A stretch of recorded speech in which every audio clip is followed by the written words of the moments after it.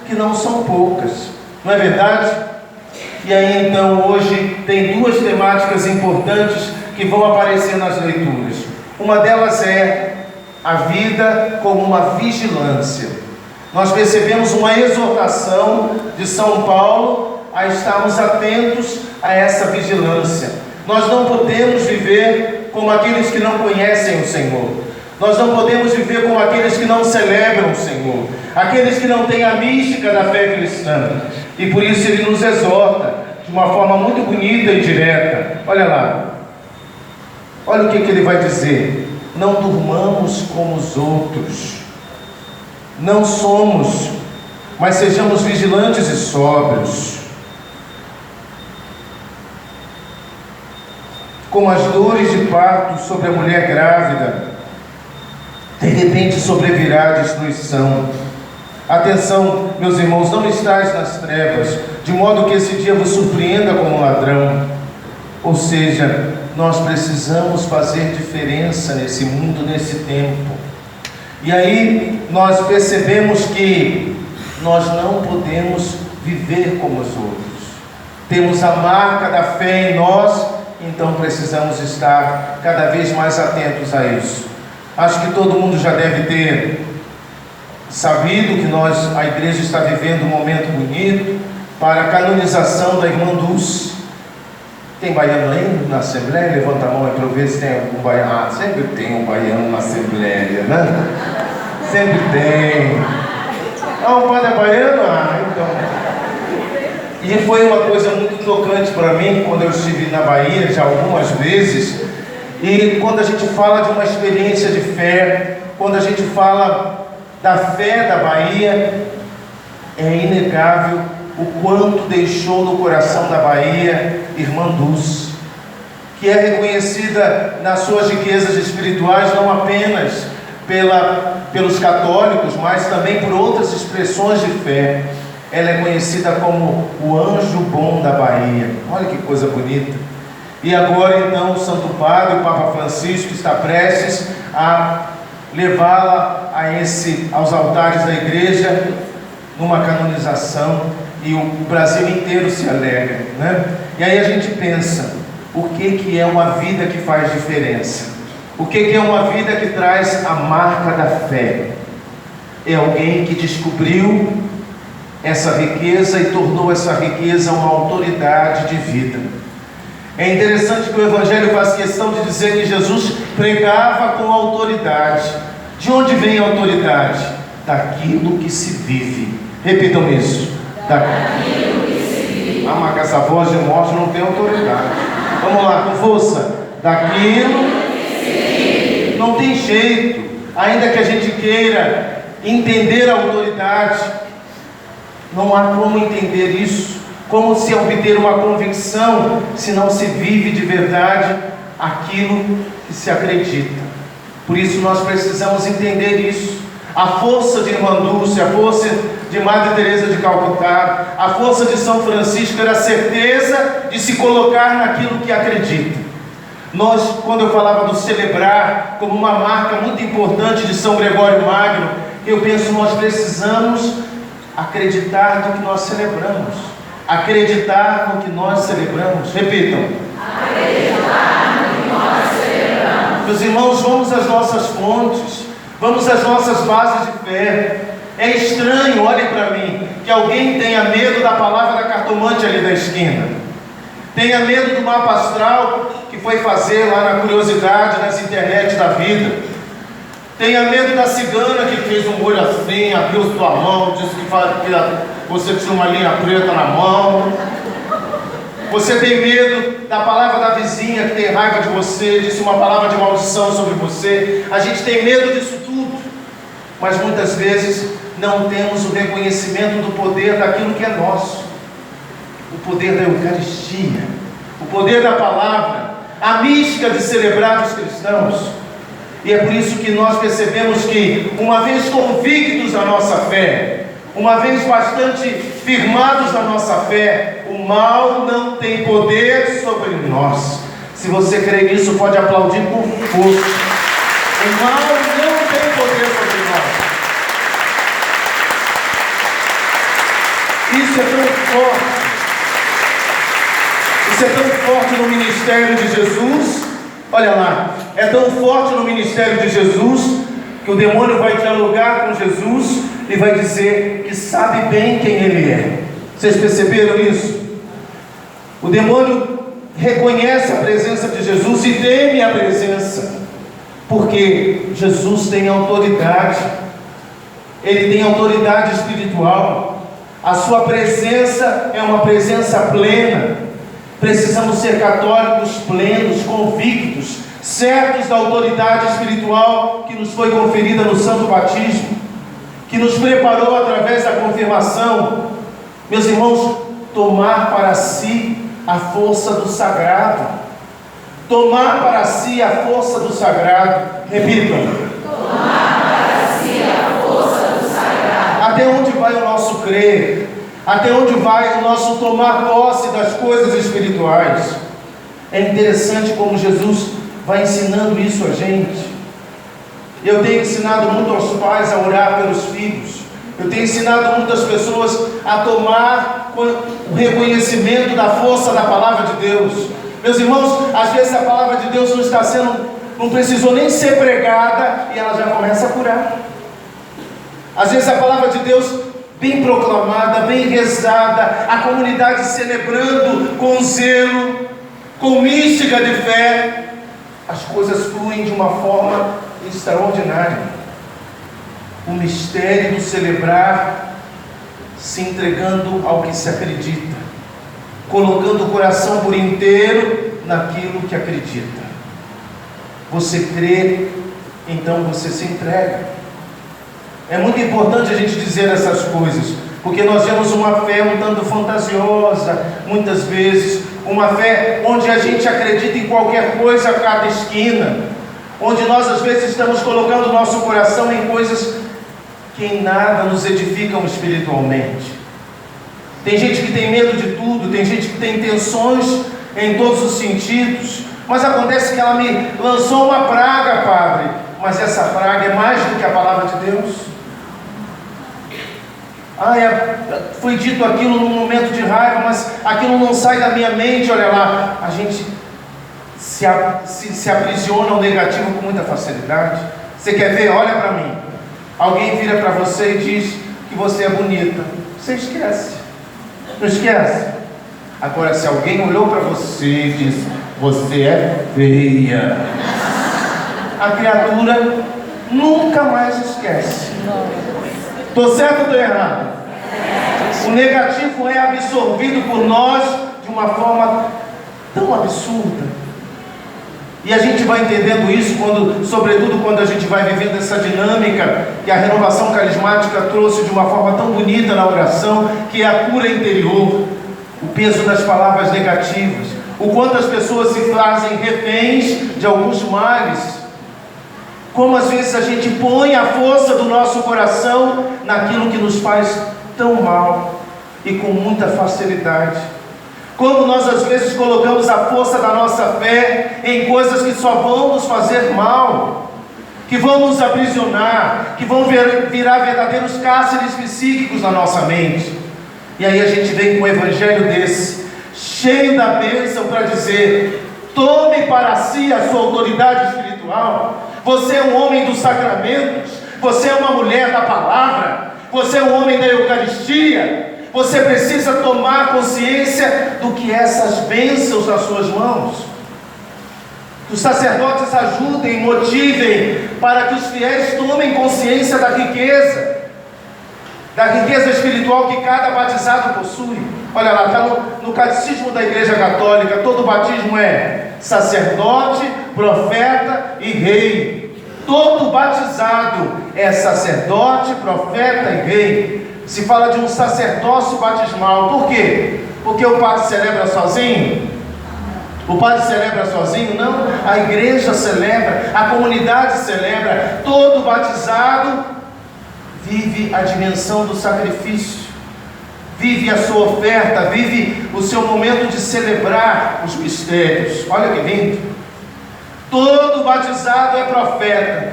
Que isso, padre? Eu sou profeta? Olha aqui, gente. A cara da profetisa, que sucesso!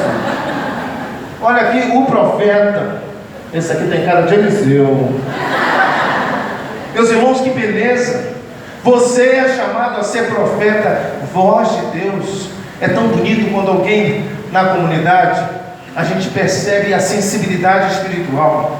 Alguns que são mais orantes, que têm o dom da intercessão. Até o padre reconhece aqueles que são mais dados à oração e você reza por essa causa. Essa causa é importante. Estou precisando de pessoas que possam rezar comigo nessa causa. Olha lá, que lindo a gente entender isso. Você está percebendo? Você ser portador de um grande bem espiritual. Todo batizado é profeta. Vira para o irmãozinho e diz: você é profeta. Fala para ele. Você é profeta. Voz de Deus. Voz de Deus. Aí a terceira dimensão você vai dizer assim: agora eu não entendi nada, padre. Mas a igreja dizer que eu também, além de sacerdote, de profeta, pelo santo batismo eu também sou rei. O que é ser rei? Pelo mistério batismal: governar as coisas espirituais. Governar as coisas espirituais. Repitam: governar as coisas espirituais. Meus irmãos, nós temos riquezas a serem usadas por nós, conduzidas por nós, e essas são as riquezas da vida na fé. Eu fico tão feliz quando eu vejo uma mulher dentro da igreja que tem um convívio com a palavra.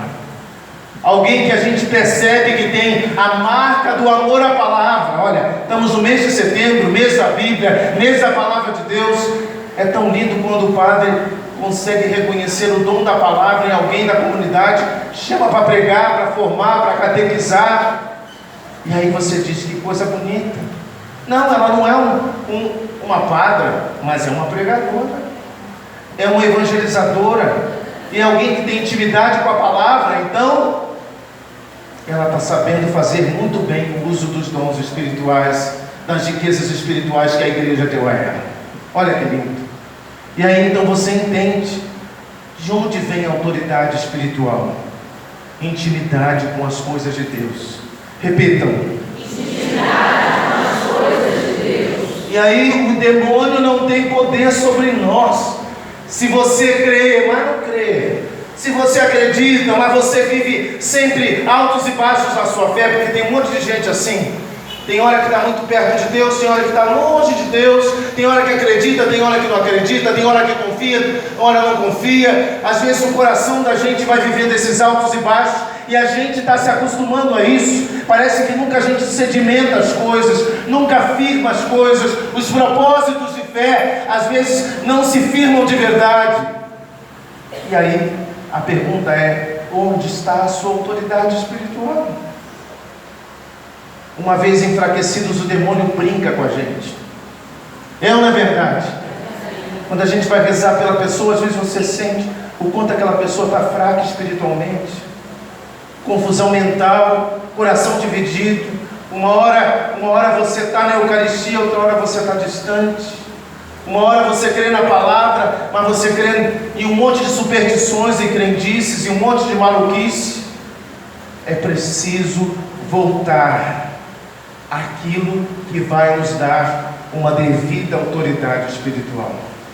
Meus irmãos, quem entender isso, valeu a vida inteira na fé. Retomar a autoridade espiritual na nossa caminhada de fé. Eu creio que esse seja um presente dessa noite, porque normalmente a gente delega muito da nossa vida espiritual para os outros, é ou não é? Eu sempre tenho alguém que reza por mim, alguém que pede por mim, alguém que intercede por mim, e às vezes, e onde está a sua maturidade? Onde está o seu crescimento? Onde está a sua intimidade orante crescendo a cada dia? Até quando você vai depender das orações da sua mãe? Eu tinha uma tia muito engraçada, que ela de vez em quando, todo mundo da família em cima dela dizia: tia, reza aí. Ela tinha um jeito engraçado de rezar, mas a oração dela era bater valer. Ela rezava o rosário o dia inteiro. Ela gritava, ela cozinhava, ela fazia o furdunço todo e continuava. Até que um dia eu falei assim: tia, será que essa oração aí está valendo? Que a senhora faz tudo com esse texto na mão. Ela disse: eu não vou te dizer isso, mas quando tu também precisa, tu não pede para eu rezar? Então, o coração convicto, o coração entregue, é um coração diferente. Eu já vi muitas pessoas especiais que marcaram a minha história por serem esses corações tão entregues a Deus. Às vezes gente muito simples, mas com uma capacidade de viver uma intimidade que nós sacerdotes, com toda a teologia, com toda a formação que recebemos na igreja, nos surpreendemos. É o coração do simples revelado os mistérios do reino. É interessante isso. Numa das paróquias que eu passei, tinha Dona Jesuína, um doce de senhora. Ela tinha dificuldades no seu processo de alfabetização, falava muito erradinho, mas apaixonada pelas coisas de Deus. Uma mulher de oração profunda. A gente percebia todas as dificuldades dela e percebia ao mesmo tempo o seu grande amor às coisas de Deus. O padre Carlos Henrique, que foi um padre que passou pela comunidade de Santa Clara e que deixou muitas riquezas, ele tinha o dom de cura interior. Estava fazendo psicologia e aí ajudou muito a comunidade a desenvolver algumas pessoas que tinham esses dons de oração também na prática da cura interior. E era muito interessante, ele ensinava, dava os nomes e ela às vezes não conseguia guardar, né? E aí ele explicou o que era a árvore genealógica. Jesuína adorou aquilo, gente. Ficou feliz da vida e todo mundo pedia para ela rezar, porque era um dos corações mais simples e mais poderosos na oração. Só quem a conhece sabe do que eu estou falando. E aí vai Jesuína botar a mão na irmãzinha para rezar e diz: ô Senhor, toca essa árvore genérica. Eu vou dizer a vocês, com toda a simplicidade, trocando as palavras, às vezes errando tudo que estava dizendo, mas Deus acertava tudo. E era uma das mulheres mais especiais nessa comunidade que eu passei. Até hoje eu tenho um carinho enorme por ela. Então Deus usa desse coração aberto, que sem dúvida pode ser uma grande riqueza. Hoje, celebrar toda essa beleza da nossa igreja, a gente olha o altar, a gente já percebe, é um lugar de encontro, é um lugar de encontro de mística, de estar na presença do Senhor. Tudo aqui quer inspirar, olha lá, as flores, as velas, o ambão, a mesa da palavra ornada, o altar de Deus, é um encontro. Você está entendendo o que é um encontro? Normalmente quase todos os namoros começam com um encontro, é ou não é? E normalmente você sempre começa lá com uma refeição. Às vezes é no McDonald's, quando o negócio está meio sofrido, não é verdade? Mas normalmente é um jantar, e ali se começa numa refeição. É interessante crescer a intimidade, crescer a sensibilidade entre duas pessoas que estão ali amadurecendo o conhecer. E aí começa a descobrir afinidades, a descobrir pontos em comum, a descobrir gostos em comum. E quando vê aí o olho no olho, a mão na mão, aí já sai o primeiro beijinho e começa uma história de amor a acontecer. Meus irmãos, não à toa Deus, desde o Antigo Testamento, se apresenta como o esposo do seu povo. Vocês percebem isso? Desde lá do Antigo Testamento, em toda a literatura veterotestamentária, está lá a marca de Deus se revelando, se apresentando como o esposo da igreja, como esposo do seu povo amado, do seu povo eleito. Olha lá, uma relação nupcial. Repitam. Uma relação nupcial. Então a nossa relação com o nosso Deus, na mística do altar, é uma relação nupcial. É uma relação de amor. E um amor que cura. e um amor que refaz as nossas forças, um amor que renova a nossa vida.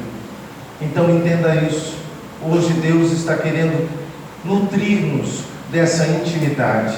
Você vai chamar alguém para a sua intimidade que você não queira proximidade? Não, você vai chamar alguém para a sua intimidade que você queira viver essa proximidade. Então, cada Eucaristia, cada missa é viver essa proximidade, é tomar parte nessa intimidade das coisas de Deus, é trazer a marca de amor daquele que nós celebramos. Quando isso acontece, o canto é um canto mais lindo. O nosso zelo litúrgico se torna o melhor dos melhores. Quando essa mística se torna tão forte em nós, aí a autoridade espiritual flui de uma maneira muito espontânea, tranquila. E aí a gente vê o nosso coração intimamente ligado ao coração de Deus. Aí eu pergunto, o mal pode sobre nós, se o seu coração estiver intimamente ligado ao coração de Deus? Cai tudo, meus irmãos. Ah, mas foi uma palavra ruim que eu recebi. Ah, foi um trauma da minha história. Foi uma situação que me marcou profundamente. Me desculpa dizer, mas isso não é mais do que o que Deus tem preparado para nós. Eu não sei qual é o trauma. Eu não sei qual é o peso dessa palavra maldita que fora dita. Eu não sei qual é a situação que ficou aí e fica torturando a sua mente. Mas eu quero dizer o que é o poder da palavra. O que é o poder da Eucaristia? Um senhor há poucos dias conversava comigo e me contava uma experiência que ele teve. Eu preciso dizer essas coisas para vocês entenderem que isso aqui não é ritualismo, mas é vida, é celebração de vida. E enquanto for ritual pelo ritual, aí você se cansa. Aí é obrigação por obrigação. Quando se torna necessidade da alma, quando se torna a vida do coração, você sabe quando você diz assim, eu preciso celebrar, é uma necessidade da alma, do coração, saiu da obrigação, você entendeu? Saiu da obrigação.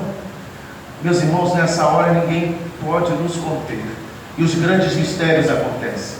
Esse senhor foi diagnosticado com câncer de pulmão, e o médico disse, olha, a situação é muito séria, nós vamos tentar de tudo, mas eu já vou dizendo para o senhor que particularmente nós não temos muito o que fazer. Olha isso, olha isso.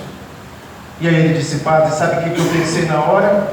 Então sou eu e Jesus, sou eu e Jesus. E ele disse, ninguém vai entender, mas a partir de hoje eu quero participar da missa todos os dias. E a minha força vai ser a Eucaristia. E a minha força vai ser a Eucaristia. Quando ele disse isso, eu cheguei até a me arrepiar. Eu disse, que coisa linda. Pois esse homem começou, dia após dia, família, ninguém entendendo nada. Mas você tem que ir à missa? Ele disse, tem que ir à missa. Tem que ir à missa. E começou a melhorar, melhorar, melhorar. Há poucos dias, ele voltou ao médico pedindo que fossem refeitos os exames. E ele não tem mais nada. Glória a Deus.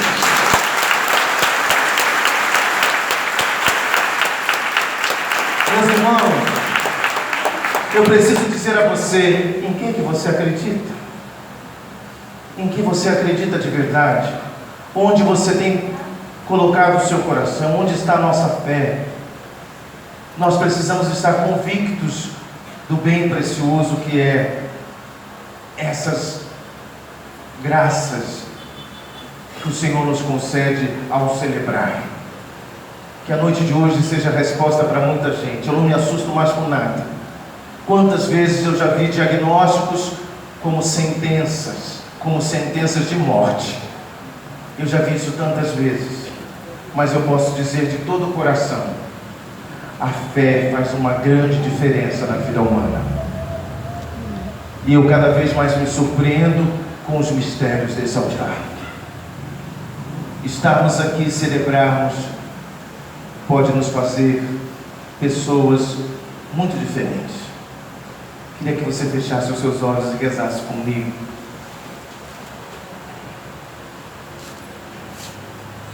De onde virá essa intimidade?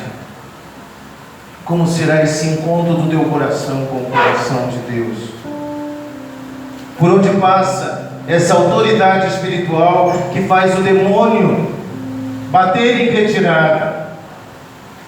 Jesus era uma presença tão forte, tão plena, que o demônio não consegue estar na presença dele. Quando será a hora em que nós, de fato, vamos retomar a nossa vida espiritual, com tudo que ela pode nos conceder, com tudo que ela pode nos dar? Não reza nas inseguranças, reza na entrega de verdade.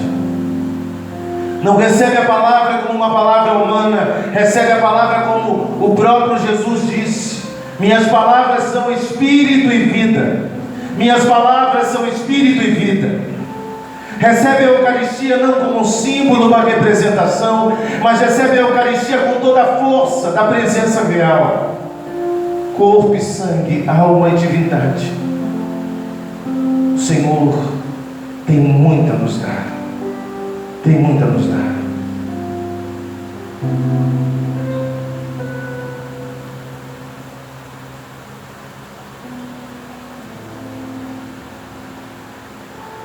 Viverás em mim,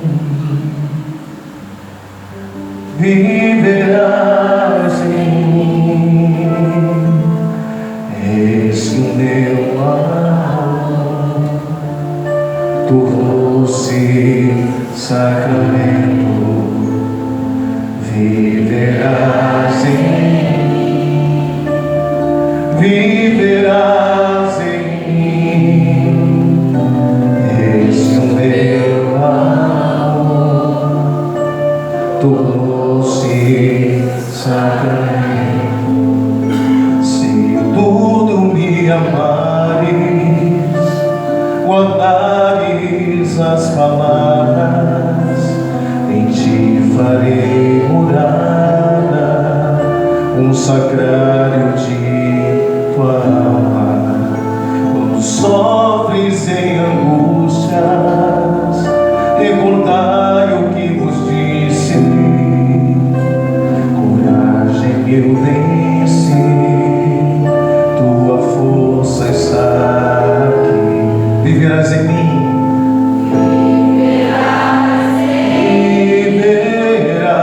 viverás em mim, eis que o meu amor tornou-se sacramento. Viverás em mim,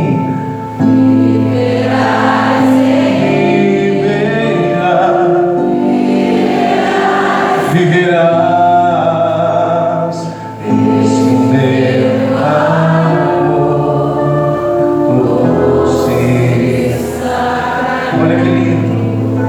Anseios em tua alma tens, queres entender a seu tempo e no silêncio perceberás o meu querer. Senta-te comigo aqui, reza teu sofrer, à medida que acreditas, verás a graça acontecer. Canta bem forte. Viverás em mim. Que lindo! Viverás em mim, eis que o meu amor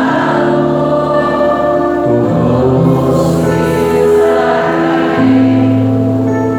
E viverás em mim, viverás em mim, eis que o meu amor tornou-se sacramento. Declara o seu amor a Jesus. Põe a mão no coração, declare o seu amor a Jesus. Toma consciência desse lugar sagrado. Toma consciência do mistério sagrado que está diante do seu coração. Acredite, essas palavras curam.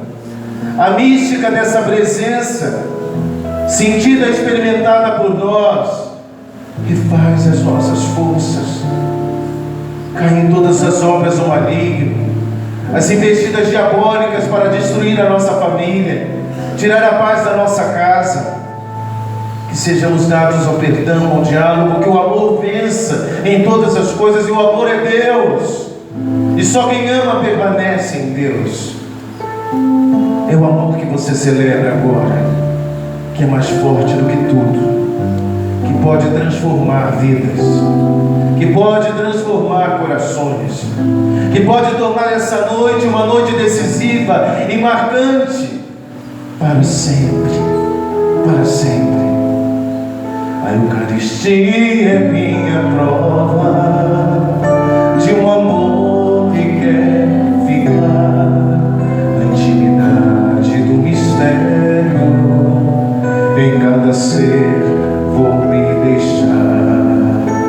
Senta-te comigo aqui, reza teu sofrer, na medida que acreditas, verás a graça acontecer. Fica de pé, canta comigo.